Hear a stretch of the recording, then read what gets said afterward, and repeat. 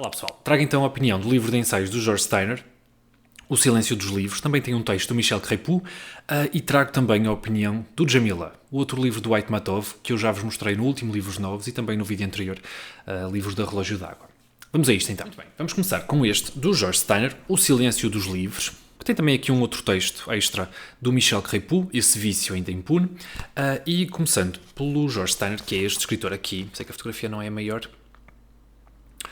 mas o senhor nasceu então em Paris em 1929 e teve um percurso académico absolutamente estrondoso, não é? Passou por várias universidades e deu aulas em universidades prestigiadas, por exemplo, Yale, Cambridge, Oxford, Genebra, Nova York, Harvard, e escreveu para inúmeras revistas e jornais. Eles dão aqui 3 exemplos: o New Yorker, o Times Literary Supplement e o The Guardian. E diz aqui que atualmente vive em Cambridge, no Reino Unido. Portanto, o George Steiner, este é um livro de ensaios. E posso agora citar aqui o nosso Chesterton, porque finalmente comecei a ler alguma coisa do Chesterton, além da ficção. Este Ficar na Cama e Outros Ensaios, que vocês, se forem aqui à página, nem está paginada esta página, não interessa, é aqui um texto que diz o ensaio, que eu vou deixar assim, espero que isto foque. Enfim, não está a focar. Mas aqui o que o Chesterton diz é que ainda não foi escrito um livro de ensaios perfeito. Portanto, cada escritor tem uma abordagem diferente. E não existe uma fórmula para escrever um ensaio. No fundo, um indivíduo não escreve um ensaio. Tudo o que ele faz é ensaiar a escrita do ensaio. Um dos resultados disso é que, havendo na verdade muitos ensaios famosos, não existe, felizmente, nenhum ensaio modelo. Um livro de ensaios é aquilo que um escritor quiser, não é? E aqui o George Steiner fala de vários temas diferentes. Também fazer um resumo do livro não seria possível, não é? Para isso leria o texto e não vale a pena, não é esse o propósito do BookTube, não é? Vou só dizer então aqui o que é que ele propõe neste livro e que temas é que ele aborda. Ele fala de vários temas diferentes, por exemplo, a oralidade versus a leitura ou a escrita, e explora, por exemplo, esta parte da história humana, não é? A parte da oralidade, a parte da transmissão do conhecimento de geração em geração durante milhares de anos, que foi a única possível, enquanto não surgiu a escrita, não é? O transcrever o pensamento em caracteres, em símbolos, em palavras, que permanecessem inscritos em objetos e que não fosse preciso guardar na cabeça. E isto realmente veio transformar a forma como nós lidamos com o conhecimento, não é? E como guardamos as coisas que realmente são importantes. E depois ele fala de 2 exemplos, talvez os maiores exemplos de filosofia, de moral, Sócrates e Jesus Cristo, que, enquanto eruditos, não precisaram de escrever, que se saiba, nenhum livro. Além do tema da oralidade, que realmente o George Steiner defende que conferia um outro significado ao conhecimento e que existe uma espécie de enfraquecimento da memória, do facto de os seres humanos serem capazes de encerrarem o conhecimento num sítio específico que não a sua mente, não é? Portanto, todo este aspecto da oralidade versus a escrita, e depois também o tópico da educação, que ele diz assim: quando a escrita levou a melhor e os livros facilitaram tantas coisas, a grande arte mnemónica caiu no esquecimento. A educação moderna cada vez se assemelha mais a uma amnésia institucionalizada. Interessante isto, não é? Principalmente se nós pensarmos como é que as universidades funcionam. Eu falo de experiência própria, não é? Em que tudo se baseia, muito se baseia, não digo tudo, mas muito se baseia na aquisição de conhecimento instantâneo por um determinado tempo, de forma a resolver uma tarefa muito específica. Num caso pode ser uma palestra, pode ser uma apresentação, pode ser um exame, não é? A partir daí o conhecimento que fica é muito reduzido, porque não houve o cuidado de estabelecer os alicerces necessários para que esse conhecimento realmente ganhasse raízes. E é um conhecimento assim, que não interessa a ninguém.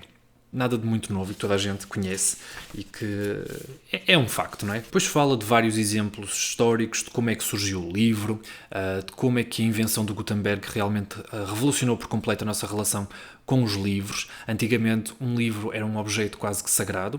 As pessoas que tinham acesso, que eram poucas, mantinham uma relação quase de profundo respeito pelo objeto. Se vocês lerem um livro, por exemplo, O Nome da Rosa, estas sessões em que todos se reuniam para lerem os Evangelhos eram sagradas, não é?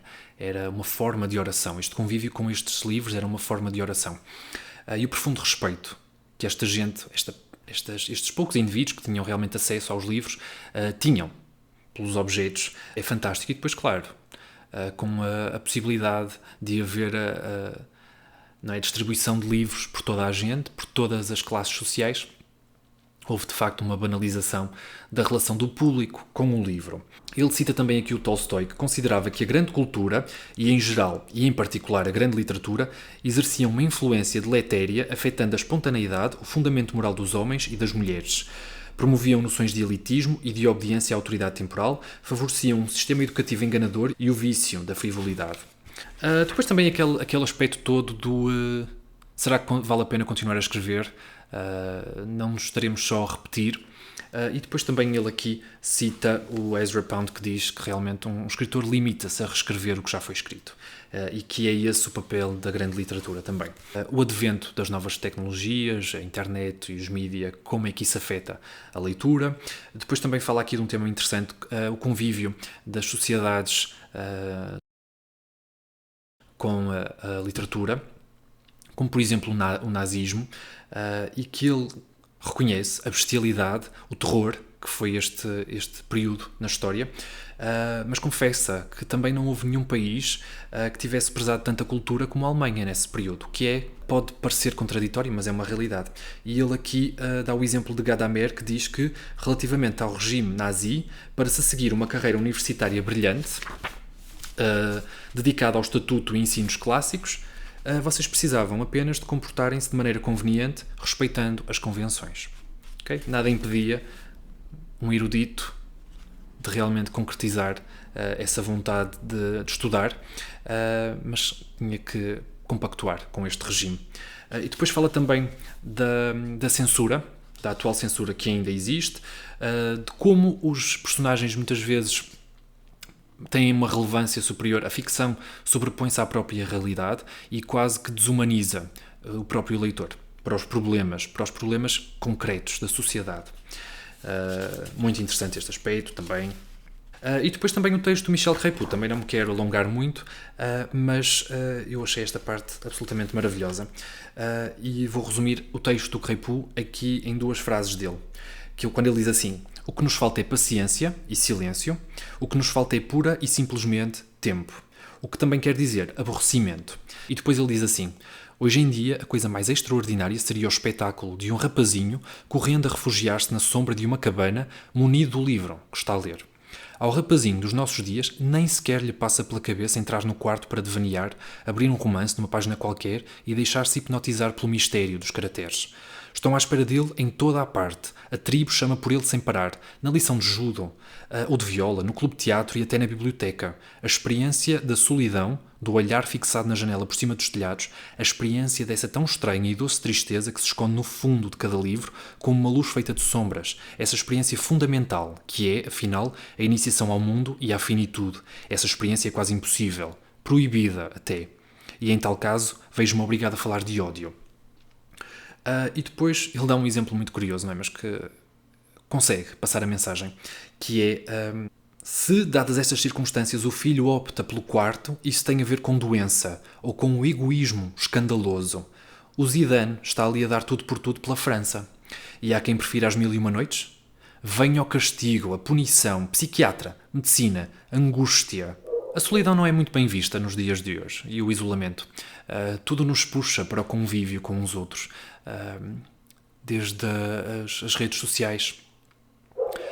Como tudo também é apresentado aos jovens.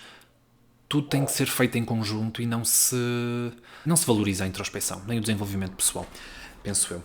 Valoriza-se o convívio. Mesmo nas empresas, aqui há uns tempos estive a ver um documentário de como se criaram os novos Open Offices. Que vocês veem, por exemplo, se virem grandes empresas como a Google, já não existem cubículos, não existem salas, as pessoas não têm privacidade nenhuma. Portanto, e toda a publicidade feita à volta disto é partilha constante de conhecimento, mas o que não permite é que o ser humano se perca nele mesmo, não é? E houve tantos génios. Sei lá, o Einstein. Tudo o que o Einstein fez sozinho. É claro que isto não é para toda a gente, não é? Mas o que se valoriza muito nos dias de hoje é excluir ao máximo a solidão. E quando a solidão depois aparece, é difícil uma pessoa lidar com ela. Muito interessante, então, estes ensaios do Jorge... Vocês estão a ouvir a Charlotte, já estão habituados. Gostei muito e comprei então na Gradiva, que está com uma promoção ridícula, absolutamente fantástica, de 50% em todo o catálogo, e que vale a pena explorar lá estes ensaios se vocês tiverem interesse. Tem também livros do Carl Sagan, do Stephen Hawking e todos os outros escritores que eu já falei aqui há uns tempos. Muito bem, vamos então ao Jamila. Aqui há uns tempos eu li este livro do mesmo escritor, do Chingiz Aitmatov, O Navio Branco, um escritor que nasceu na antiga União Soviética, na região que atualmente é o Quirguistão. E é mais uma narrativa kirguiz, ou kirguiz, não sei, na mesma região, penso que até se calhar no mesmo período histórico, porque naquele Navio Branco não temos bem noção de quando se passa esta história. No Jamila, sim, esta história decorre durante a Segunda Guerra Mundial, com personagens que faziam parte da União Soviética, portanto estavam a combater os alemães. Muito bem. Se eu disser que este livro é maravilhoso, eu começo a ter receio e começa a incomodar-me esta repetição desta palavra de chamar maravilhoso a todos os livros que eu gosto, e tenho receio de banalizar isto porque é algo que eu tenho medo que se torne banal. Não para mim, porque eu sei o que sinto e sei do que gosto, mas para vocês, me ouvirem tantas vezes dizer que um livro é maravilhoso, não é? Seria um tema interessante também, a meu ver. Mas sim, eu achei absolutamente maravilhoso este livro. Diferente do Navio Branco. O Navio Branco era uma narrativa muito mais sofrida pelos problemas que os personagens iam encontrando. Mas vamos então a este Jamila. Porquê Jamila? Em ambos os livros do Aitmatov temos a história a ser narrada por personagens jovens. No caso do Navio Branco é um rapazinho de 8 anos, penso eu, prestes a entrar para a escola. No caso do Jamila também é um rapazinho jovem, o Seit. Não terá 8 anos, terá ali, sei lá, será um adolescente, pré-adolescente. Muito bem. Sendo o Jamila uma daquelas histórias com uma teia familiar um bocadinho complicada, eu tenho também receio de complicar um bocadinho as coisas e explicar tudo, de como é que estas personagens estão todas interligadas. Mas eu vou tentar ser simples nisto, ok? Vamos a isto. Na região onde o Seit vive, que é então uma aldeia kirguiz, ele vive numa casa grande. E logo ao lado existe uma casa pequena. É assim que as casas são descritas, ok? E estas famílias, de cada casa, sempre conviveram em grande comunhão. Não é? Sempre viveram juntas, sempre partilharam tudo.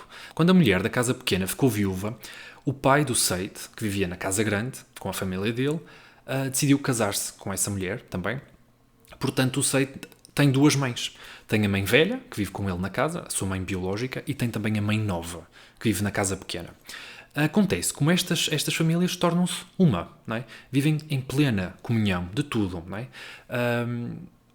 O que é que isto quer dizer? Os filhos desta mulher, da mãe nova, são irmãos, tão irmãos do Seit como são os próprios irmãos biológicos. Okay? É assim que eles se veem. Então quem é a Jamila? A Jamila é casada com um dos filhos da mãe nova, esta senhora que vive na casa pequena. Mas a Jamila não vive com o marido, porque o marido está na guerra, está no campo de batalha a lutar contra os alemães. Muito bem, portanto vocês já têm as duas das personagens principais do livro. O Seit, que é um bocadinho mais novo que a Jamila que é casada com um dos filhos então desta senhora, e depois vocês vão ter um terceiro personagem, que é o Danyar, que é um ex-combatente, que quando regressa à aldeia, depois de ter andado por várias paragens diferentes e de ter regressado também do campo de batalha, vem com uma grande ferida, vem a mancar, vem num estado um bocadinho complicado.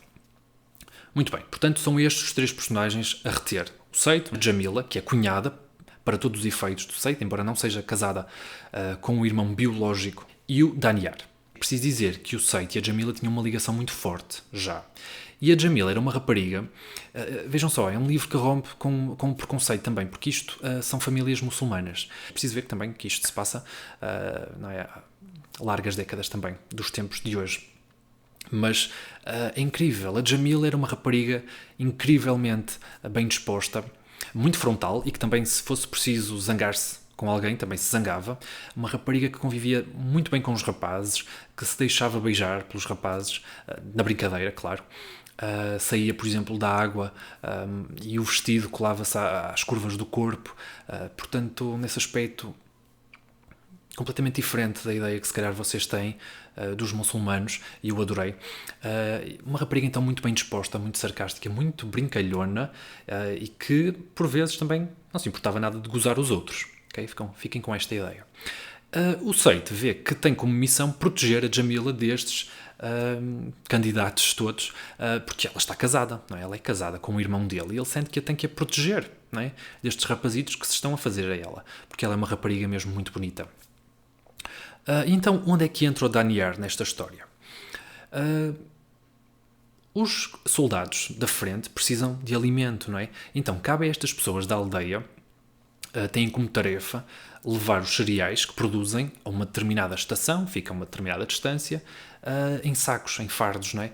E têm que, geralmente, levá-los às costas. Muito bem, e cabe a estes três levar os fardos, então, a esta estação.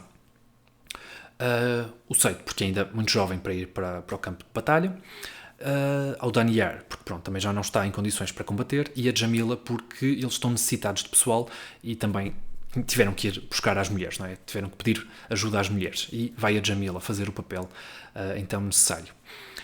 E eles convivem então nestas viagens que eles fazem quando vão entregar o trigo à estação para ser distribuído aos soldados. Okay. A Jamila, quando entra em contacto com o Danyar, vê nele uma oportunidade para começar a gozar, não é? Na brincadeira. Porque o Danyar é muito introspectivo, muito calado, muito sisudo, e não convive muito bem com os outros personagens, com as outras pessoas. Aliás, ele dorme junto ao rio, que é um comportamento muito peculiar, e a Jamila aproveita este comportamento esquisito dele para o começar a gozar. E o Seid acompanha. E existe aqui um momento depois em que eles levam as coisas ao extremo. Ao extremo. E é o ponto de viragem da história. E é o momento-chave do livro, eu acho. E toda a gente concordará, acho eu. Que é um momento em que eles vão a carregar os fardos e eles pregam uma partida ao Danyar. E deixam-lhe um saco que geralmente devia ser carregado por 2 pessoas. E não se esqueçam que o Danyar tem este problema na perna, uma ferida. Mas o Danyar mostra uma resiliência e uma determinação incríveis que deixam a Jamila completamente embasbacada e surpreendida. E é aqui também que se dá uma alteraçãozinha ali nos seus sentimentos. E o Danyar é encantador. A partir daí, dele mostrar então a sua força, apesar do seu sofrimento, porque esta coisa de carregar os fardos era extenuante, completamente extenuante, até para o nosso Seid, que era saudável. Carregar estes fardos nestas escadas íngremes, com pessoas atrás também à espera. Qualquer deslize cairia para trás, não é? E derrubaria todas as pessoas que iam atrás em fila. E o Danyar conseguiu cumprir isso, conseguiu mostrar a sua força, e a Jamila ficou completamente embasbacada, ficou completamente encantada com o Danyar. Ficamos todos, fica a Jamila, fica o Seid e fica o leitor. E depois, quando ele começa a cantar, realmente mostra uma sensibilidade maravilhosa. E claro, tudo se deve à escrita do Aitmatov, que é incrível. Já não sei que elogios fazer, sinceramente. Depois do Navio Branco foi uma autêntica revelação, uma autêntica surpresa.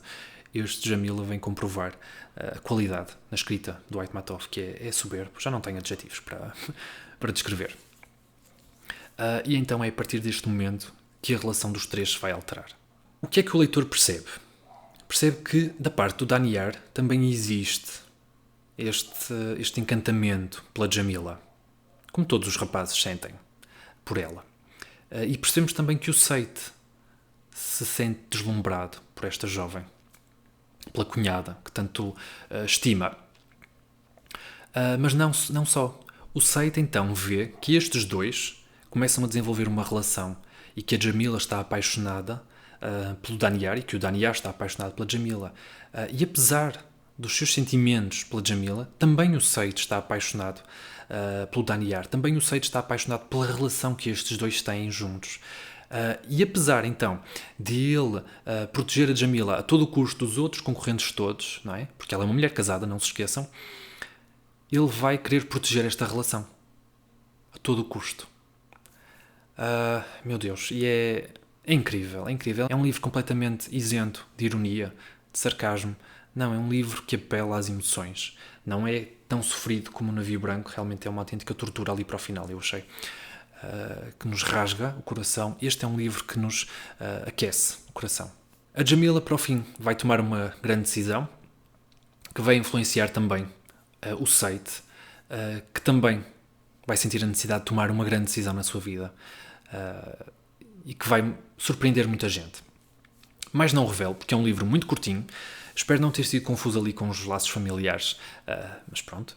Está muito bem apresentado no livro. Aliás, a escrita do Aitmatov é simples, mas é bela, é poética, é lírico. Já não sei que adjetivos usar. É absolutamente maravilhoso também. Mais um que eu estou sempre a usar, mas é de facto, não sei.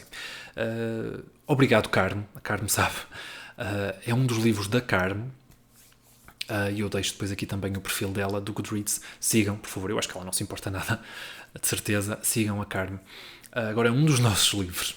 Aliás, o Aitmatov é um dos nossos escritores e fico tão triste não haver mais nada facilmente acessível. É claro que existe livros que me depois deram essa sugestão à venda em segunda mão. Penso que 2 livros, pelo menos. Mas é triste porque estes livros novos conseguem ser mais baratos do que esses livros em segunda mão e custa-me dar esse dinheiro quando tenho tanto livro por ler. E tenho pena não haver mais do Aitmatov. Tragam, por favor, se alguém estiver a ouvir de alguma editora que tenha essa possibilidade. Não sei, mas não custa pedir, não é? Recomendo, então, qualquer um dos livros do Aitmatov. Não são os livros mais caros deste mundo, ok? O Jamila ficou-me para aí a 4€, já não sei, e o Navio Branco a pouco mais do que isso. E penso que as pessoas que os leram concordarão comigo quando digo que são autênticos tesouros. São. Estão para 2018 como os livros do Maxwell estiveram para 2017. Uma história que é, juro, a mais bela história de amor do mundo. Não sei se conseguiria ser assim tão afirmativo, mas eu acho que funciona como um excelente chamariz e que levará muita gente a ler este livro. Eu acho que por aí este senhor realmente sabia o que é que estava a fazer. Não sei se será a mais bela, não é? Mas será com certeza uma das mais belas. E não uma história de amor no sentido romântico como nós estamos habituados de um amor entre 2 pessoas. Não, é bem mais abrangente do que isso. Fico por aqui, espero não ter revelado demasiado. Já estou a ver que estou a falar pelos cotovelos. Vou só dizer que me esqueci de um livro, quando mostrei os livros da Relógio d'Água. Este, da Edith Wharton, Ethan Frome, que agora não estou a ver qual foi a pessoa que eu deixei triste por não ter falado neste livro, mas eu deixo aqui o comentário, ok? Espero que a pessoa também não se importe. E pronto, estou a ler várias coisas, estou a ler Dickens, estou a ler Carlos de Oliveira, estou a ler este da Edith Wharton, estou a ler tanta coisa. Mas vou mantendo-vos então atualizados e vemos então no próximo vídeo, que eu também não quero que isto fique muito longo, ok? Tchau, pessoal!